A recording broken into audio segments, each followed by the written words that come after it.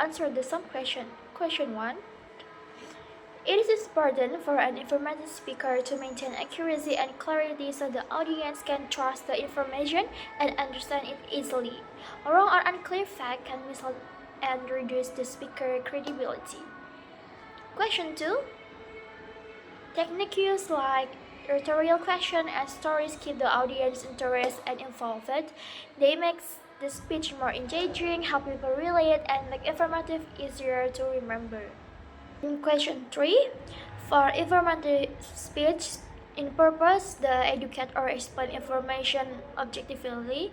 In persuasive speech, the purpose is to convince and influence the audience's beliefs, attitude, or action. In structure, informative speech is organized around fact, explanation, or process, but in persuasive speech, is structured to present argument, evidence, and counter-argument.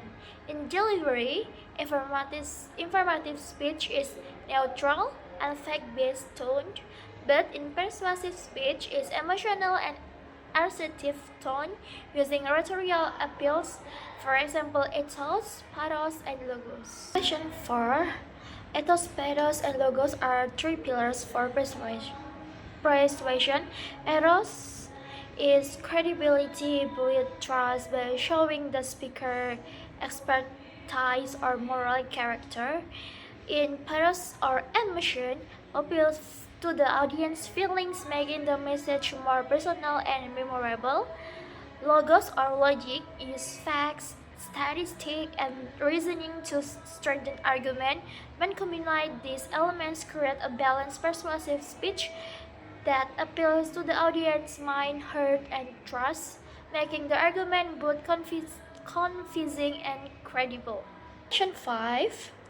The answer is the closing of a ceremonial speech is often the most memorable part because it leaves a lasting emotional impression on the audience. A strong conclusion reinforces the speech, main message, and connected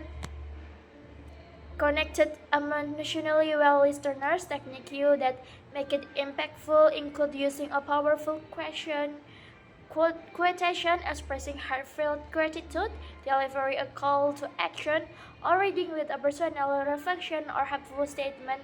These techniques help the audience remember the key message long after speech ends.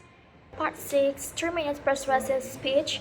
I choose the topic is mental health awareness. Should universities provide mandatory mental health counseling session for all students?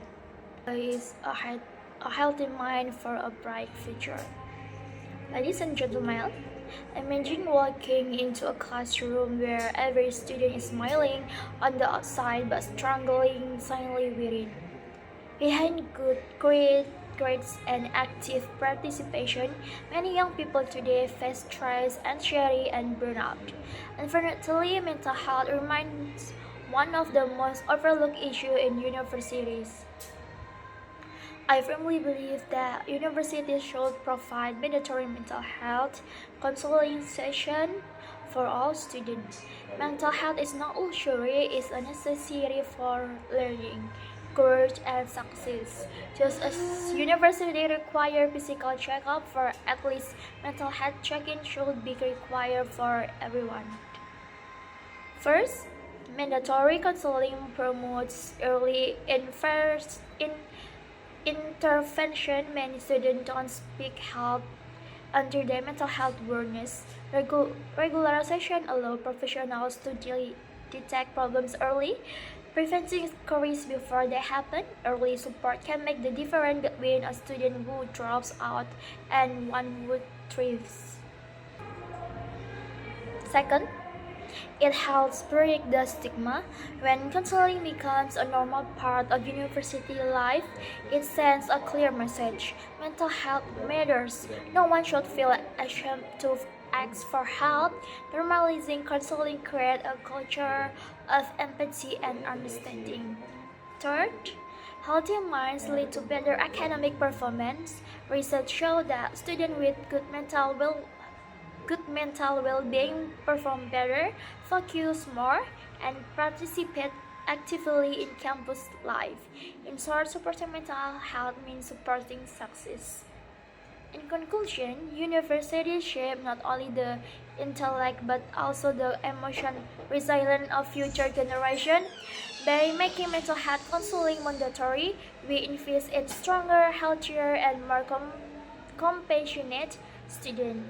Because a bright future begins with a healthy with a healthy mind. Thank you.